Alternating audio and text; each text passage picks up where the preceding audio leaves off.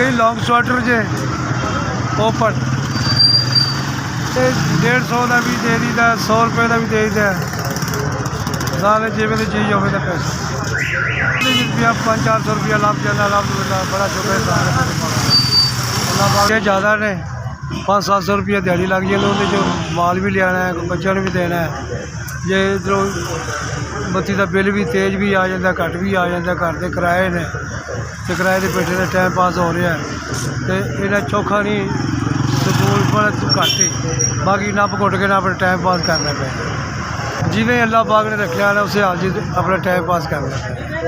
अलहमदुलिल्लाह ये जो 500-700 चो की बचत करनी है कुछ वही आगे भी घर के खर्चे बड़े ने तो खर्चा आदमी नहीं पूरा कर सकता अज दौर के इन्नी महंगाई हो चुकी है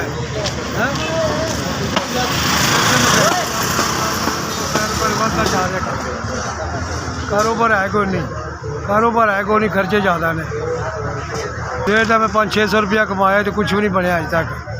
1000-1500 रुपये का खर्चा करता अज मूल जा केस है तो इन्ना खर्चा नहीं हो रहा कट्ठा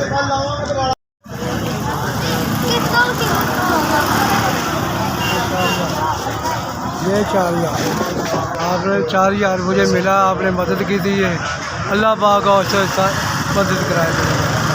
अल्लाह पाक आपको खुश रखे मेरे बालक खालक की मदद की है अल्लाह आपको तंदुरुस्ती देवे ज़िंदगी देवे 100 साल की तंदुरुस्ती देवे आपने मदद की है 4000 मुझे दिया आपने बहुत मेहरबानी अल्लाह पाक आपको तंदुरुस्ती देवे आपने मदद की है माड़े बंदे का ख्याल किया आपने बहुत मेहरबानी अल्लाह पाक आपको खुश रखे मेरा SVS बहुत मेहरबानी सर बहुत मेहरबानी आपने बहुत मदद की आपने